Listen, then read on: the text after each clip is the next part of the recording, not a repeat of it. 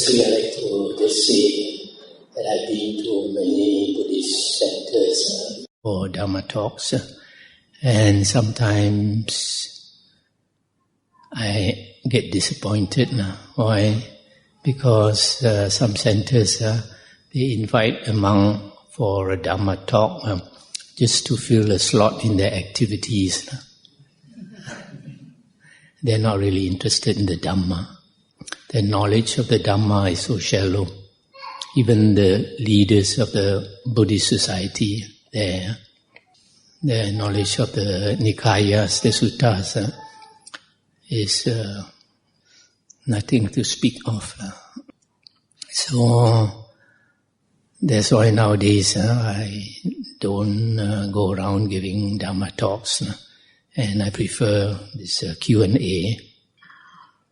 I prefer this Q&A because if you ask a question, then it shows that you have some interest and some knowledge, and some doubts. So it's better because I know what your interest is, what your doubts are, and I can try to clear it up. Okay, we have 3 or 4 questions here. Does anybody want to ask a verbal question first? Yeah, go ahead. Thank you, Venerable Sir. My question is very straightforward. Now, if a loved one passes on... Say again? If a loved one passes on, a family member passes on, is it possible, or are there indications of perhaps which realm he or she has been reborn into? That's my question. If a person passes away, which realm he or she has been born into, it's not so easy to tell, but there are certain cases where it may be obvious. I have heard of a case of one of our devotees in Penang. He was quite a devoted Buddhist. He meditated, he practiced the Dhamma, he used to go regularly to do dana and all that. So, shortly before he passed away, one day the wife had to go to the market or something, and then ask the neighbors to come and look after him for a few hours. And the neighbors were Christians. And it seems later they said that they saw these like heavenly beings coming through the window, coming to make offerings to him. This is very rare. So from there you can probably say quite definitely that he will go to the heavenly realm. Then there is another case of one of our devotees told me the auntie was a person who had a very nasty temper and very unpleasant personality. So much so that the children put her in a nursing home because she was very hard to look after. And she used to go into a fit, a rage that she could not control. And just about 2 days before, I think many of you have heard my talk about this. 2 days before she passed away, she went into this rage. They could not control her, so they gave her an injection to put her to sleep. And then when she fell asleep, 2 Dracula teeth came out. And the nursing home, they called the children, so the children came to see. And this devotee of ours happened to pass by and then saw all the relative scars there. So he also rushed in. He thought the auntie passed away. And he also saw, to his shock, the 2 Dracula teeth. And they tried to cover the mouth, could not, because the teeth was quite long and obvious. So that 2 teeth remained for the 2 days. But after that she passed away. The moment she passed away, the 2 teeth disappeared. It shows that she was reborn as this fierce type of ghost with the Dracula teeth. Ghosts also got many types. So, And then there are some people, they do very heavy karma. So before they die, you can see that they are going to the hell realm. They are constantly weeping and behaving in a way that shows they regret very much the actions they did. So these are some of the cases. And also there are some, after they pass away, there are signs that they come back. This is quite common. That's why we Chinese believe that on the seventh night they come back. Yeah. Because sometimes they come back, you can hear footsteps, you cannot see anybody. You can hear the door opening and closing or the lights. Or even if they have a particular smell, like old ladies, always using the Hong Yu, and then the oil, then when they come back you can get that smell.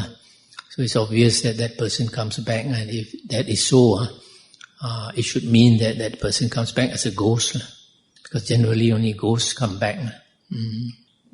That is quite common. That's why we believe that most human beings, after we pass away, will go into the ghost realm. Okay. Any other question? Verbal question preferred? Venerable Sir, in one of your CDs, you mentioned about human beings going to the heavenly realms if they are very blessed. But I was told that in the heavenly realms, your blessing can be used up, so you'll come back to earth. Is there any other realms where we go there, practice, and go further up until we become Buddhahood? Oh yes. But in the suttas, the Buddha said, there is a difference between Aryans, those who follow the Dhamma, and those external sect people. So the Buddha gave an example that, say, like meditators, an external sect, ascetic, by practicing the jhanas, may be reborn in the jhana heavens. And say Buddhists, also practicing the jhanas, get reborn also in that heaven. The difference between the two of them is that after they pass away from there, the external sect ascetic will come down. But the Buddhist, the Aryan, can go up. So another case is that the Aryan may come down as a human being and then practice and enter Nibbana or go up to heaven, maybe the Anagami heaven, the fourth jhana plane, and then from there enter Nibbana. So in other words, in order to do that, you still have to do meditation. Without meditation, you cannot go anywhere. Is that? Not exactly, because if you, depending on what level you want to attain, if you want to attain Sotapanna, my personal view is that jhana is not necessary. Because evidence from the suttas and the Vinaya shows that many ordinary people who were not meditators, the Buddha said when they heard the Dhamma and understood, they attained stream entry. And the Buddha also said, let an intelligent man come to me. I will teach him the Dhamma, and he will understand. If he understands, that means he has attained right view. If he has attained right view, he has entered the stream. So people who become Sotapanna or just enter the stream, the first path, two types of persons. One is who has attained jhana. Another person may not have attained jhana in this life, but is born very intelligent. If he's born intelligent, that shows in the previous life he may have meditated, may have attained jhana. But if you want to get the second fruit or the second path, Sakadagamin, you don't need perfect samadhi. Perfect samadhi in the Buddha's teachings is 4 jhanas, basically the 4th jhana. The 4th jhana. So, imperfect samadhi is first to the 3rd jhana, 1st jhana, 2nd jhana, 3rd jhana. So, I think that the Sakadagamin needs the 1st or the 2nd or the 3rd jhana. But the Anagamin and the Arahant definitely, according to the suttas, need the 4th jhana. That's why Anagamins are reborn in the Suddhavasa abodes. That is the 4th jhana plane.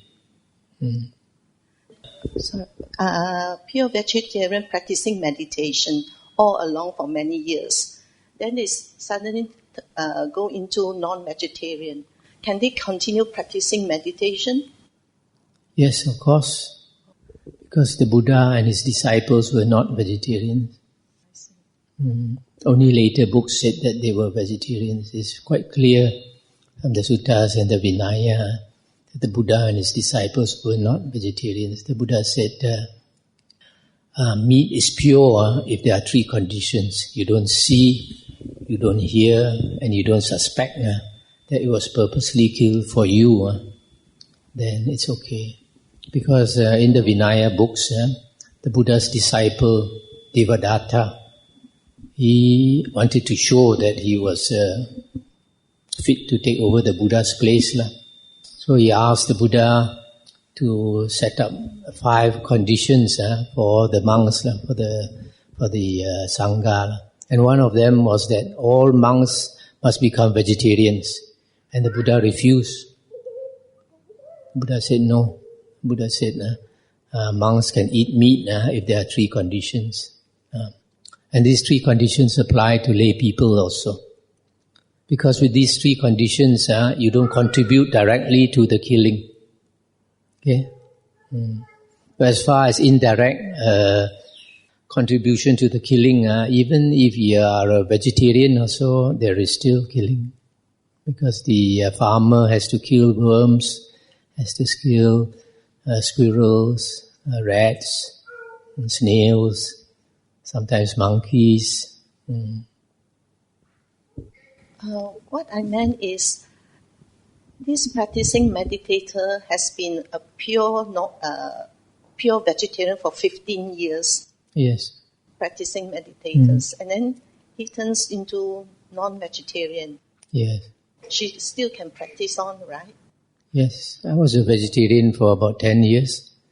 Then when I decided to practice what they call the Dutanga, Longpa, to go and live in wandering and begging for food, then I decided I had to drop the vegetarian practice, because when you beg for your food, they are not going to give you vegetarian food. Yeah. Sometimes we beg for the food in Thailand. The whole morning you beg, you only get white rice and one small fish, one small fried fish. You cannot choose. Sometimes you get white rice and one egg. So you cannot choose if you are a beggar. Beggars are not choosers. Yeah. Thank you. Bande, I have 4 questions. First questions. One by one. One by one. We know that in Buddhism we have the 6 senses, and one of the 6 senses is the mind. Yeah. And in the 5 khandhas, we have the body and mind. Yeah. So I wish to know, is this the 6 sense mind and the 5 khandhas mind, are they the same? And if they are not the same, can Bande give some example what makes up the 6 sense minds? For example, if we are hungry or we feel bodily sick, is it which part of the 6 sense organ that sends this message? That means sense this hunger or something like that. Okay, the 6 senses. The mental part, the mind is called mano. Yeah, mano is supposed to be the thinking mind, the calculating mind. Yeah.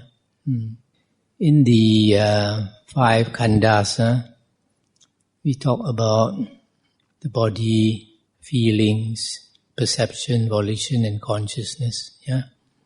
This last one is consciousness. Yeah. It is not mind. Mind comprises feeling, perception, volition, and consciousness. Yeah. So this mind is a very complicated thing, yeah, because the Buddha used 3 terms when he talks about mind. He uses citta, mano, and vijnana. Yeah. In the 5 aggregates, the consciousness is vijnana and is defined as knowing through the senses, the seeing consciousness, the hearing consciousness, etc. Yeah. Now, if you look carefully into this, the 5 khandas, the first one is body. Yeah. The second one is feeling. Feeling is a kind of consciousness, isn't it? Yeah. I feel good. I feel happy. And then perception is also a kind of consciousness. Yeah. And volition also is a kind of consciousness. And then vijnana, consciousness. Yeah. So we cannot, split hairs. It's very difficult. Yeah. Sometimes people like to say body and mind. Yeah. And you think to a normal person, body and mind is very different. But not so, in the Buddha's teachings. Because body is supposed to be the 4 elements: earth, water, fire, wind. But it's not actually earth, water, fire, wind. Earth represents hardness. Yeah. Earth, water represents fluidity. Yeah. Earth, water, fire represents heat. And the last one is motion. Yeah. Earth, water, fire, wind. Wind represents motion. Now these 4 things, if you analyze them properly, the first one, earth, hardness, is actually a perception. Yeah. It's a perception. Yeah, for example, this wall. To most of us, the wall is hard. Yeah, because if I try to walk through the wall, I get a bump on my head. Yeah, I get an ache. But to an arahant who has psychic power, he can walk through the wall. How come? Because his perception is different from yours. Yeah. So if a person falls into hell, you are burned by the fires of hell. But if an arahant with psychic powers goes into hell, he's cool as a cucumber. He's not affected by the fires of hell. Yeah? How come? His mind is different from yours. Yeah? So these 4 things that represent materiality, matter, earth, water, fire, wind, are only perceptions. And perception is a kind of consciousness. So basically, this mind and matter, both are actually mind-made. Both are actually mental. This is what the Buddha was trying to say, that the whole world is actually mind-made. It's all like a dream. And now quantum physics is telling us the same thing. Quantum physics is saying such strange things that all physicists would be astounded. For example, now I look at the wall, I look at this pillar. When I look at it, it exists. If I turn my eyes away from me, it does not exist. This is what quantum physics is saying. In other words, this pillar on the wall, when I look at it, it arises in my consciousness. If I turn away from it, it is no more in my consciousness. It does not exist at all. So, quantum physics is telling us what arises in our consciousness is from a vast sea of possibilities. A certain thing arises in your consciousness. If you compare it with the Buddha's teachings, what arises is conditioned by your past karma. That is why the Buddha is trying to tell us that the world that appears to us is conditioned by our past karma and by your mind. If you have a wholesome mind, as soon as you pass away, a beautiful world appears. If you have an evil mind, the moment you pass away, a painful world appears to you. So, the world that we live in is created by us. So it is very important that we purify our mind, purify our karma. So if our karma is good, it is our karma that protects us. Whatever happens outside, our karma will protect us. We are not affected by it. That's why sometimes when there's a plane crash, so many people die, but a few people survive because their karma is good. So the Buddha's teachings is very profound. Okay. The second question, I also heard from Bande tape. Actually, I just want to, but cannot understand so much. It's regarding the words bhava, which cause rebirth. Can Bande explain further on how bhava can cause rebirth? How bhava causes rebirth, independent origination. In my explanation of the 12 links of dependent origination, I was trying to show that these 12 links can be understood in one lifetime. So we are not talking about rebirth. We are talking about birth in this lifetime. So bhava comes from where? From upadana, clinging or attachment. Suppose now you take the case of a small child. When a small child is born, it's a very simple thing. It's a very simple being. It only reacts to external stimuli. If it's too hot or he's thirsty or hungry, he cries. But he doesn't think. As he grows up, you give him things that he likes. For example, a child has never tasted ice cream or chocolate.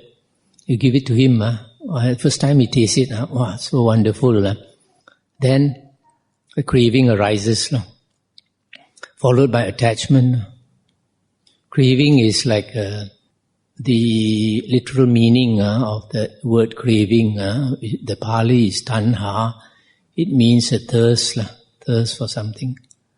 So when the child tastes the ice cream or the chocolate, immediately this natural reaction is to want more. That is the craving. So he likes it so much. It forms a deep impression in his mind, in his, what you call it, neural pathway, in his neurons and all that. And this sets up a tendency in the mind, a very strong tendency. And we are made out of habit patterns, If we constantly do something, it creates a strong current in our brain, in our neural pathway, that easily, it's like a groove in a record. You play that record, the needle will be running on the same groove, like playing the same tune again and again. So this in the same way, this strong craving sets up a very strong current in the brain, and this tendency is the attachment. Every time he remembers that ice cream, he'll want. Every time he remembers, It comes naturally. If you ask me what do you want for your birthday, immediately that thought arises, chocolate or something. So this is the attachment. Now, when there is craving and attachment, that I arises very naturally. I want this. If I cannot have it, I'll die. So that I arising is that bhava. Bhava is that I am. The Buddha always talks about that I am. That I arising. But a small child, you see, there's hardly any ego when it is born, doesn't think, it doesn't have attachments. But as it grows up, there's more and more attachment, and the ego, that I arises stronger and stronger. That's why we say children are naive, children are innocent, but not an old man. An old man has horns. No attachment. So this bhava is that I arising, that I am. And once you have that I, and then he realizes that he's born into this world. It's natural. So when you are born into this world, you have that I, and slowly you realize, my body is growing older. And when sickness arises, I am sick. Without that I, the suffering doesn't come. No, I've taken, for example, the coconut tree. There is no I. It has a kind of consciousness. Because plants, if you put them in a certain place and they know sunlight is in that direction, they will grow towards the sunlight. So they have a kind of consciousness. That's why in India, during the Buddha's time, they considered plants to be living beings. That's why the Buddha, out of deference to the public, he did not allow monks to chop trees and all that, because some lay people were upset. So once you have that I, that birth follows, the realization that you are born into this world, that you are growing old, that you are getting sick, and all kinds of suffering follows. Without that I, there is no birth and no suffering. Okay? The third question is regarding anatta. We know that anatta is basically referred to as no self. So when a person passes away, sometimes we can hear people say that they see that someone pass away and they saw them coming back or something like that. So the question here is, we say that in Buddhism, I'm quite confused that usually when we say anatta, there's no self. How about soul? So when a person passes away, we have this body and mind. That means the body will dissolve. But how about the mind? Will the mind, that is the part that will be reborn to a new, take a new rebirth? Okay. When a person passes away and sometimes he's seen to come back. So the question is whether there is a self, there is a soul, but the Buddha teaches that there is anatta, no self. This word soul, you have to be careful how you define soul. Just like the word God. Some people say in Buddhism there is no God. But it depends on what type of God you are talking about. If you take God to be a living being, then there is no God in Buddhism.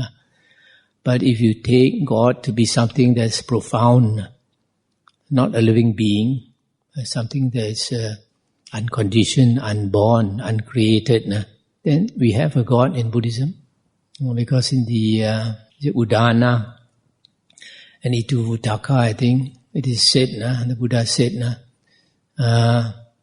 there is an unconditioned, there is an unborn, there is uncreated. If there were not an unborn and uncreated and unconditioned, there would not be an escape from the born. the conditioned, the created. So that is our God. The Buddhist God is the unconditioned, the uncreated. You can also call it Nibbana. Yeah. So this word soul, you have to be very careful. The same way, I have looked up the word in the dictionary, and the word soul means something within us that carries on after death. Yeah. And the dictionary also says that it is presumed to be permanent, to be eternal. Yeah. So the important thing is that this soul is something within us that continues after death. But it is not necessarily permanent and eternal. It's only presumed by some people. For example, Christians believe that the soul is permanent, everlasting, etc. Yeah. In Buddhism, you can say that there is a soul, but it is just like the human body. It is impermanent, because the Buddha says everything in the world is impermanent, is conditioned. Yeah. So when a person passes away, according to the suttas, something leaves the body, something that we don't see, and it takes rebirth. Yeah. That is why there are some people who remember their passing away. There is a book, I forgot, I think by Dr. Bodhi. He interviewed about 500 people who passed away for between 10 to 20 minutes, something like that. And then came back to life. So they talk about their different experiences. Quite a number. They said they came out of the body, and then, for example, they were sick and suffering. And when they came out of the body, they was free of their suffering. And then they saw the nurses and the doctor panic. And then they sounded the alarm, and then they tried to revive the patient. And this person who passed away, I tried to stop them. I said, no need, I'm well. But they could not see her, they could not hear her. But later, because of attachment to the family, she came back. And then there's some other people who said when they came out of the body, they left the body very fast. And they were going towards heaven at a very fast speed. But then they also, because of the memory of the past ones, they came back. So it's a bit similar like in the suttas and the Vinaya. Sometimes the Buddha and his Arahant disciples, during the rainy season, the river is flooded, totally flooded, and people are waiting to cross in the sampans, in the boats. And then the Buddha and his disciples, they stand on this side of the river bank. In the blink of an eye, they are on the other side of the river. They did fly. The whole body went over there, but so fast. So probably, if a person is dead and he is due to be born in heaven, I think the body goes up to heaven very fast like that. It's like the experience of some people who died. So there is something, the Buddha said, if a person is going to be reborn in the human womb, that being that has died, he comes out of the body, and the Buddha, in the Majjhima Nikaya, the Buddha calls it a Gandhabba. There are some people who remember in the past that they died, and they said they came out of the body, and they were only a few inches high, and they didn't know where to go, and they walked around, and sometimes they said they saw human beings spit, and then they run away because they are afraid the spit, saliva go on their head, or somebody pee, also they run away. So one of these persons, he mentioned that after some time, she saw this maid coming back from the market, and this maid worked for her sister, carrying this lamb, this basket. So this fellow, he jumped into the basket, and hitched a ride home, and was born as the sister's son, reborn as a sister's son. Probably the sister was pregnant or what. So I managed to get in. So, obviously, there is something. Of course, the Abhidhamma does not agree to this. The Abhidhamma says that when a person dies, the consciousness here stops. Then if it's reborn in the womb there, the consciousness there starts. There is nothing that travels from here to there. It contradicts the Buddha's teachings because the Buddha says that being has to wait, wait for the right time for the mother and father to come together and that egg is fertilized. So in Buddhism, we have this soul, but this soul is impermanent, just like the human body. It's only a temporary state. That's why in the suttas it is said that if your karma is so bad that you are going to be reborn in hell, the hell beings will come up and drag this person down to hell. So what are they dragging? They're not dragging your body, they're dragging your soul. So the only thing to be careful is the soul in the Buddha's teachings is not a permanent entity. It's just a impermanent flux of energy, like everything else in the world.